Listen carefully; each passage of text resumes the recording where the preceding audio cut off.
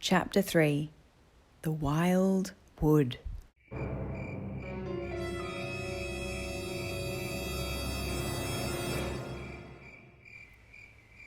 For a long time, Mole had wanted to meet the badger, but Rat obviously was not keen. So one day, at the beginning of winter, while Rat dozed in front of his fire, Mole set off to explore the wild wood, hoping to bump into Mr. Badger. It was a cold afternoon. Everything was still. It was getting dark. Then the faces began. He thought he saw a little evil wedged-shaped face looking out at him from a hole. When he turned, the thing had vanished. Then there were faces in all the little holes in the trees all around.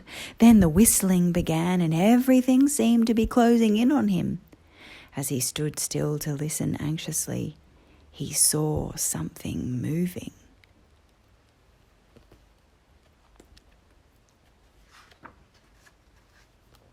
He saw a rabbit running through the trees. Mole expected it to slow down.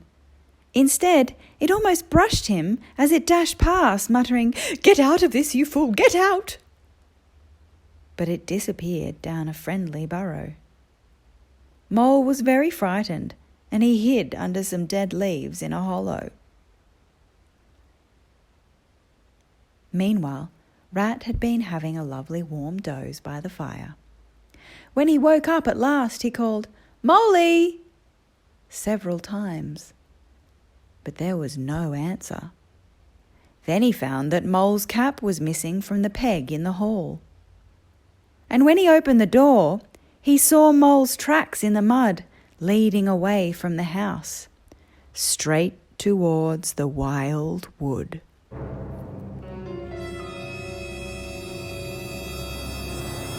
Rat armed himself with a pair of pistols and a stout cudgel and set off bravely into the wild wood.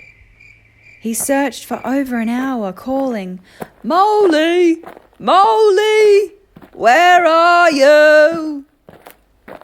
At last he heard an answering little cry coming from a hole at the foot of a tree. He looked inside, and there was Mole.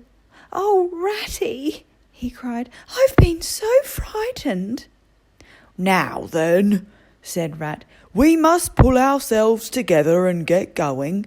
It would never do to spend the night here." "Oh dear, Ratty," said Mole, "I'm so tired. I must rest a bit longer." And Mole snuggled down into the dry leaves and went to sleep. When at last Mole woke up, Rat looked outside to see if it was safe to go.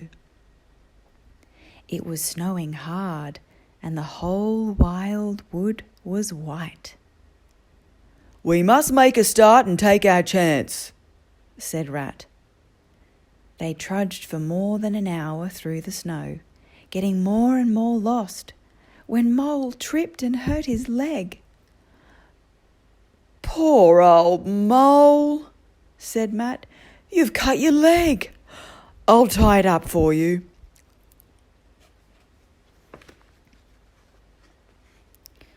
Rat was scratching away at the snow where Mole had tripped. He found a door scraper and was very excited. "Some careless person has left this door scraper lying about where it's sure to trip everybody up," said Mole, and he sat on it to rest his leg. But Rat was scrambling away again, making the snow fly in all directions until he found a doormat. "There!" he cried in triumph. Poor old Mole didn't quite know what he was on about. Rat now attacked a snowbank beside them. Mole scraped busily too. 10 minutes hard work and they found a solid little door, painted dark green. Beside it was a brass plate which read, "Mr. Badger."